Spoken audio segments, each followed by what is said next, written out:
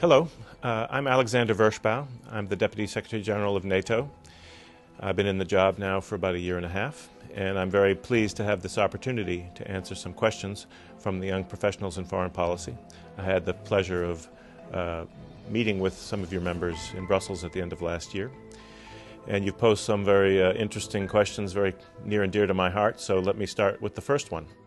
From Russia's perspective, what impact does the expansion of NATO have on its role in the global arena?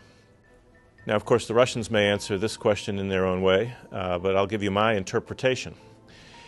It's clear that since NATO enlargement became a hot issue in the 90s, the Russians have, if anything, developed a more negative attitude than they did at the outset. And I think this is based on the fact that the psychological dimension of this has overwhelmed Russia's ability to take an objective look at what NATO enlargement actually represents.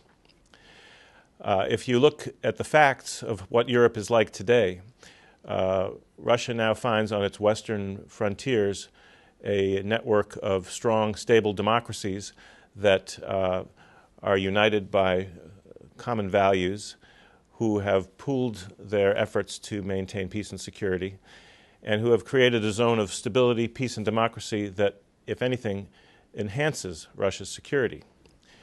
So it is somewhat frustrating for all of us at NATO that Russia continues to concentrate a lot of its military forces on its western borders with NATO and continues to see NATO and NATO enlargement as a threat.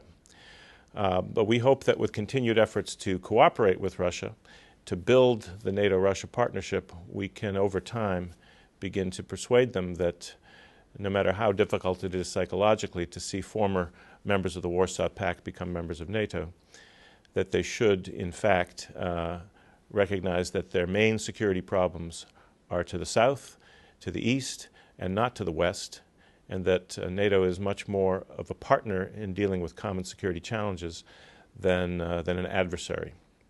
But we'll have to keep working at this. We've had more than 15 years of effort to build the NATO-Russia partnership. It's not yet a strategic partnership, but we haven't given up trying.